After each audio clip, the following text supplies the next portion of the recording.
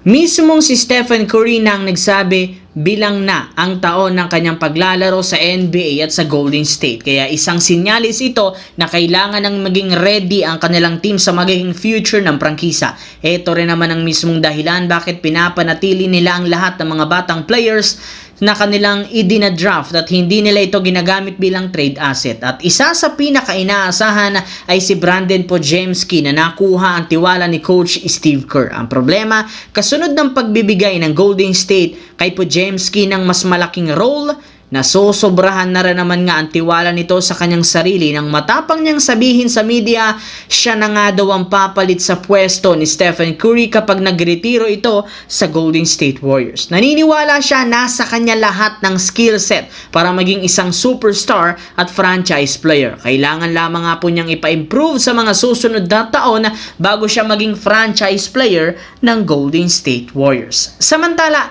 dahil nga sa pagkawala ni LeBron James sa lineup ng Los Angeles Lakers, ginawa nga silang dehado sa opening game laban sa Golden State. Pero kahit man hindi pa maglalaro si LeBron, nakasama na rin naman ito ngayong araw sa kanilang last practice. As of now, individual workout ang ginagawa niya sa facility since hindi pa siya pinapayagang maglaro sa 5-on-5. Kailangan pa rin naman itong magpahinga, mag-recover sa kanyang injury kung saan aabuti ng halos isang buwan, kung saan inaasahan mawawala siya ng 15 games at expected na makakabalik sa Nobyembre. Pero ayon sa isang insider, maaari nga pong mapadali ang kanyang pagbabalik sa team kung sakali mang magsunod-sunod ang talo. Kapag nangyari yan, mapipilitan siyang maaga maglaro para buhatin at tulungan muli si Luka Doncic at Austin Reeves para makuha ng Lakers ang panalo sa Los Angeles Lakers this season.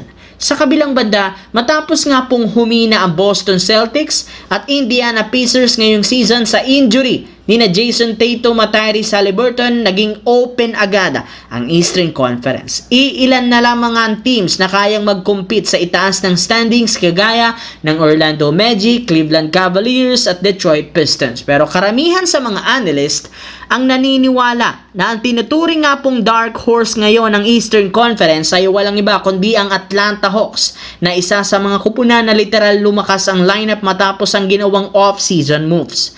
Sa dami nga po ng bagong talento sa kanilang lineup na tutulong kay Trae Young, siguradong kakayanin nga po nilang talunin ang ibang mga teams sa Eastern Conference. May ilang analyst ang nagsabi ngayon isa ang Hawks sa may pinakamalakas, pinakamagaling na starting five. Kaya hindi nga daw dapat pang magtaka ang mga fans kung maagang makakakuha ang Hawks ng sunod-sunod na panalo sa regular season at umakyat sila agad sa itaas ng standings ng Eastern Conference sa mga susunod nilang laro dahil sa mga bagong player.